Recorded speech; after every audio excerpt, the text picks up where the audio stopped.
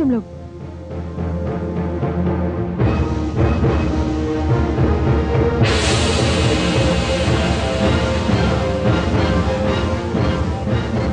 कन्या, कौन है तू? अच्छा, तो ये सब तुम्हारी माया है? मैंने पूछा कौन है तू? तू यहां से चली जा, अन्यथा इसका परिणाम अच्छा नहीं होगा। तू मुझे परिणाम से डराता है? गंगा को परिणाम से डराता है? गंगा? अच्छा, तो तू गंगा है। मैं समझ गई, तू तारकासुर है। असुर सम्राट तारकासुर। अरे मूर्ख, भूल गया? जब हम दोनों नन्ही बालिकाएं थी, तब तूने अपने वीरों को भेजा था पार्वती का वध करने के लिए, और वो सब वीर गति को प्राप्त हो गए। मैंने कहा ना, तू यहां से चली जा। मैं यहां से नहीं जाऊंगी। डोली को शीघ्र मेरी राजधानी ले जाओ। मेरी प्रतीक्षा मत करना। मैं इस मूर्ख स्त्री को इसके परिणाम तक पहुंचा कर आता हूं। जाओ। ठहरो, पहले मैं तेरे इन 4 वीरों को परिणाम तक पहुंचा दूं, फिर तुझे भी देखती हूं। गंगा लोक कल्याण के लिए जल की धारा है, किंतु तुझ जैसे दुष्ट पापी के लिए जलता हुआ अंगारा।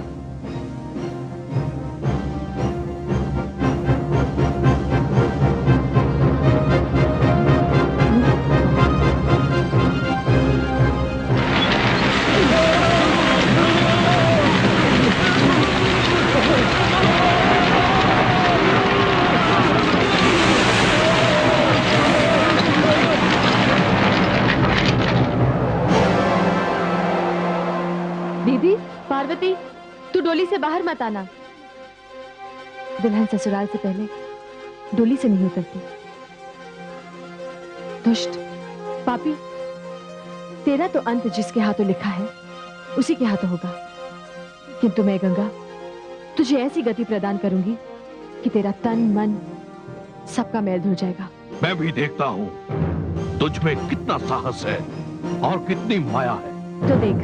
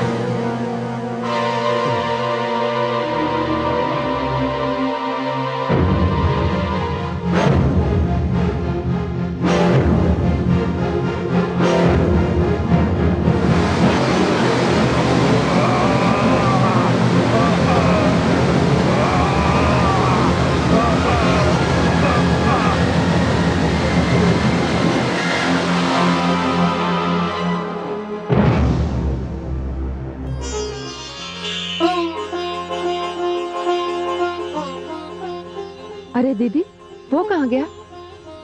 सीधा अपने नगर के भवन में जाकर गिरेगा। मुझे क्षमा करना पार्वती, मैं विवाह मंडप में तेरी अग्नि परिक्रमा के समय पहुंच नहीं सकी। मैं भी क्या करूं, लोक कल्याण की सेवा का संकल्प जो ले रखा है। किंतु दीदी, हमारे सैनिक, महामंत्री, सेनापति, वो सब कहाँ चले गए? वो सब बस अभी आते ही होंगे। तूने देखा नहीं, ये सब तारकासुर का माया जाल था।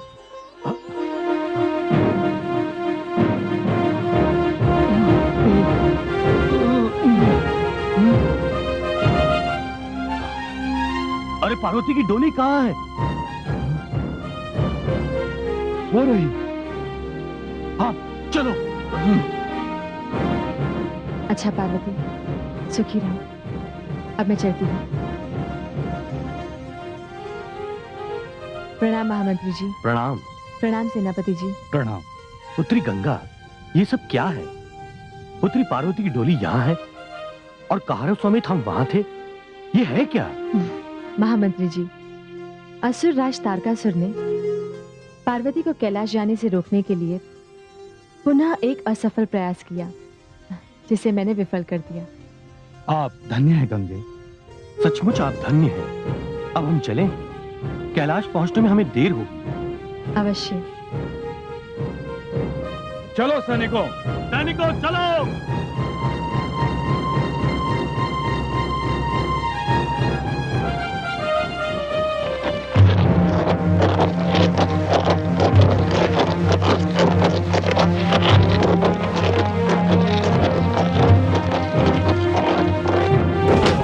स्वामी, स्वामी क्या हुआ आपको ये?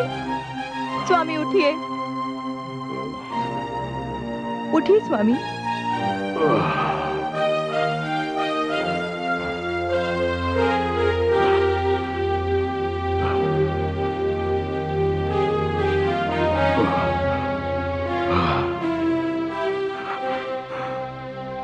वो गंगा, हिमाचल की बड़ी पुत्री गंगा, यदि वो बीच में ना आई होती तो मैं पार्वती जैसे कंटक को जड़ से उखाड़ चुका होता और उठाकर यहाँ ले आता।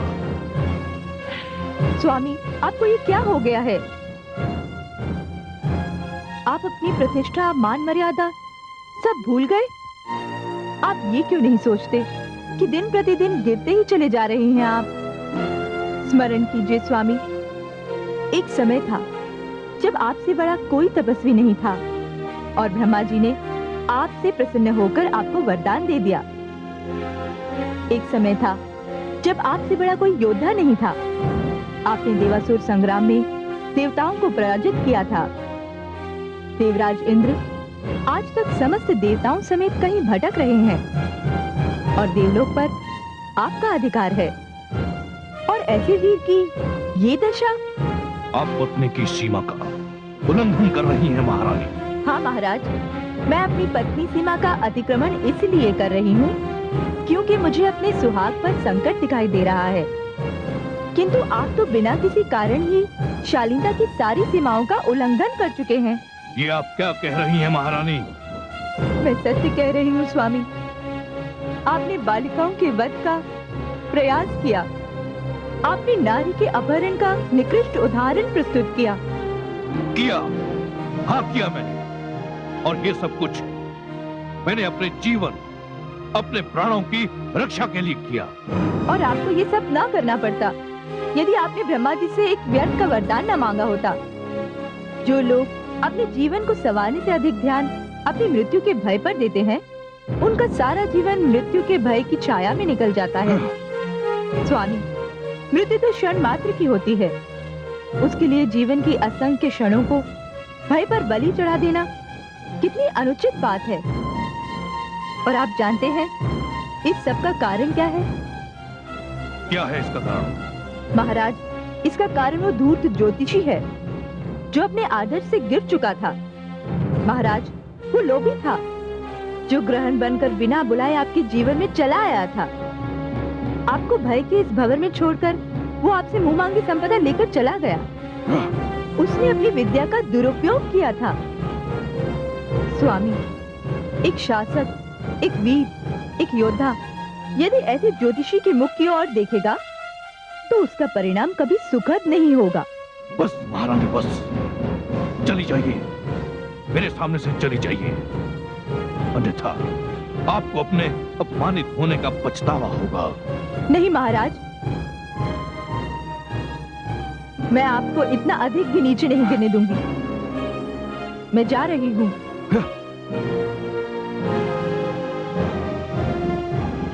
मूर्ख स्त्री, तुझे इतना भी पता नहीं कि एक बालक को समाप्त करने के लिए मुझे कितना कम कष्ट उठाना पड़ेगा।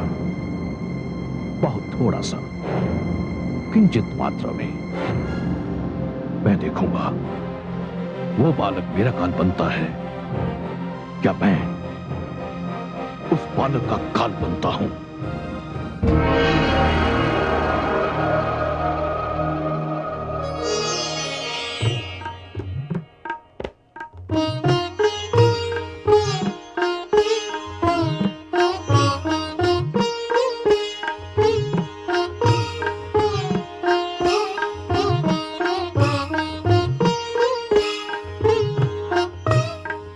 नहीं देवी, आपका स्थान मेरे चरणों में नहीं, मेरे हृदय में है। आपका और मेरा संबंध बड़ा ही अद्भुत है देवी। आप मेरी आराधिका भी हैं और मेरी आराध्या भी, और मैं भी आपका पुजारी हूं। हे शक्ति, आपके आगमन से ये शव पुनः शिव हो गया है। हे महादेव, अब तो आप चरणों में रखेंगे, मैं चरणों में रहूंगी। हृदय में रखेंगे, हृदय में रहूंगी। नेत्रों में रखेंगे, मैं नेत्रों में रहूंगी। अब आपसे दूर कभी नहीं जाऊंगी। हे स्वामी, हे प्रभु, विरह की जिस अग्नि में मैं जली हूं, जो पीड़ा मैंने झेली है और विरह में आपकी जो दशा मैंने देखी है, हे मेरे आराध्य, मुझे आशीर्वाद दीजिए, अब ऐसा कभी नहीं होगा। हाँ भवानी, भविष्य में ऐसा कभी नहीं होगा, कदापि नहीं होगा।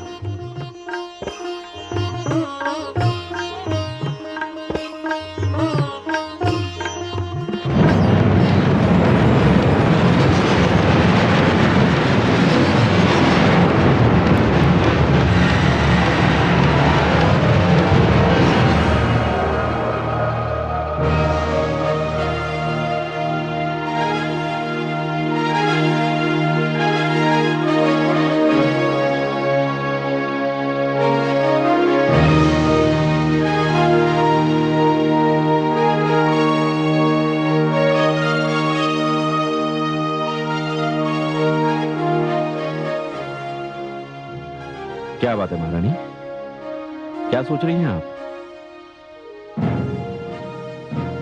महाराज, जब से पुत्री पार्वती को विदा किया है, एक एक पल, एक एक क्षण उसी की याद में बीतता है। देखिए ना महाराज, पुत्री पार्वती का बाल्यकाल कितना शीघ्र बीत गया। मानो समय पक्षी बनकर उड़ता रहा, एहसास ही नहीं हुआ कि वो कब बड़ी हो गई और कैसे अपने पति के घर चली गई। आपने सत्य कहा महारानी, समय सचमुच पंख लगाकर उड़ गया। हमारी पुत्री पार्वती ससुराल चली गई, किंतु उसकी स्मृति अभी भी हृदय में है महारानी। कभी कभी तो ऐसा प्रतीत होता है मानो वो यहीं कहीं हो, यही है हमारे पास। महारानी, उसके जन्म से उसकी विदाई तक कोई भी बात नहीं भूल पाया हूं मैं, कोई भी बात नहीं भूल पाया हूं महारानी।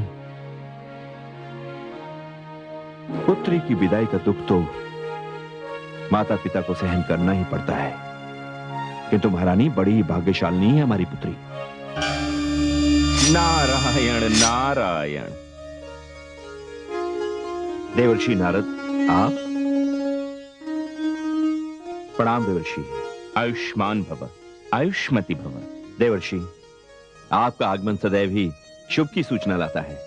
हाँ महाराज, मैं इस बार भी आपको एक शुभ समाचार ही सुनाने आया हूँ। क्या शुभ समाचार है देवर्षि? महाराज, आप दोनों को शीघ्र ही पुत्री पार्वती की गोद भराई की विधि पूरी करनी है। सत्य? बड़ी ही आनंददायक बात कही है देवर्षि आपने। पर्वतराज, देवादिदेव के वंश में उनकी एकमात्र संतान आने वाली है, और क्योंकि पिताश्री ब्रह्मा की भाग्य रचना मिथ्या नहीं होती, इसलिए आप दोनों को शीघ्र ही नाना नानी बनने का सौभाग्य प्राप्त होने वाला है।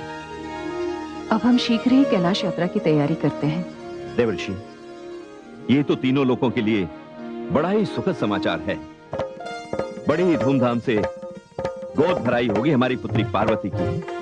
नारायण नारायण। देवराज, क्या बात है वरुण देव? आपकी वाणी से हर्ष का सागर उमड़ता हुआ दिखाई दे रहा है। हाँ देवराज, समाचार ही ऐसा है। तो शीघ्र ही सुनाइए, क्या समाचार है वरुण देव? देवर्षि नारद ने सूचित किया है कि बहुत ही शीघ्र भगवान भोले शंकर की संतान अवतरित होने वाली है। धन्य हो, आनंद ही आनंद। ये सचमुच कितने आनंद का विषय है, कितने हर्ष की बात है ये। हम सभी वहां उनके दर्शनों के लिए कैलाश जाएंगे। और हाँ अग्निदेव, मैं आपके ऊपर एक अतिरिक्त भार सौंप रहा हूं। आज्ञा देवराज। जब तक महादेव और देवी पार्वती की संतान 7वां मास पूर्ण नहीं कर लेती, तब तक आपको इसी हिमालय क्षेत्र में विचरण करना होगा, क्योंकि हमें इस बात की पूरी आशंका है कि तारकासुर अपनी सेना के साथ अवतरित बालक पर 5वें या 6ठे मास में आक्रमण करने का प्रयास करेगा। जो आज्ञा देवराज। चलिए हम सभी वहां उनके दर्शनों के लिए जाएंगे। आइए।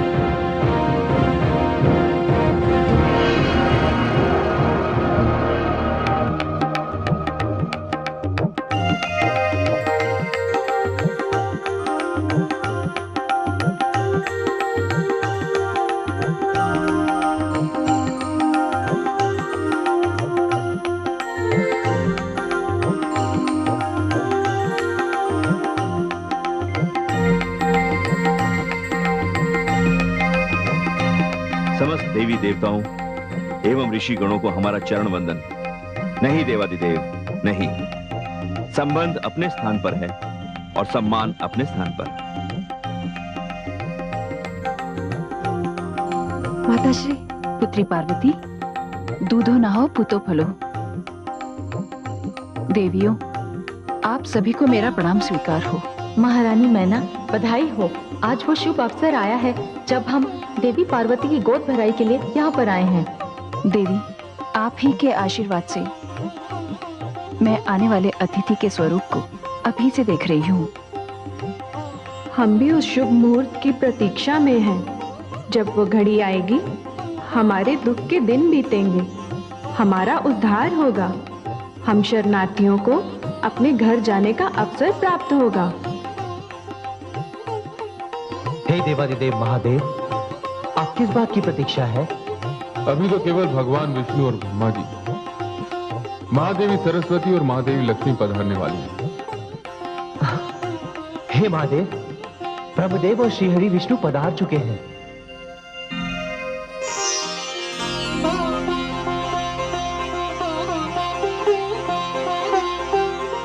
कैलाश पर आपका स्वागत है। प्रणाम। आप सब इस शुभ अवसर पर पधारे हैं, मैं आपका बड़ा आभारी हूं।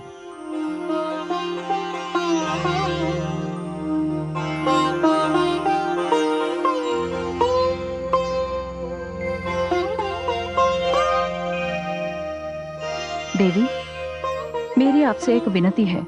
कहिए देवी मैना। देवी, पुत्री पार्वती की गोद भराई आपके कर कमलों द्वारा हो, और जिस कन्या की गोद भराई स्वयं महादेवी लक्ष्मी करेंगी, उसके सौभाग्य का क्या कहना? उत्तम उत्तम अति उत्तम। मुझे ये अवसर आपने प्रदान किया, मैं आभारी हूँ। मैं सर्वप्रथम 7 ऋषि पत्नियों से आग्रह करती हूँ कि वे देवी पार्वती के मस्तक पर हाथ रखकर आशीर्वादों और शुभकामनाओं से उनका आंचल भर दें।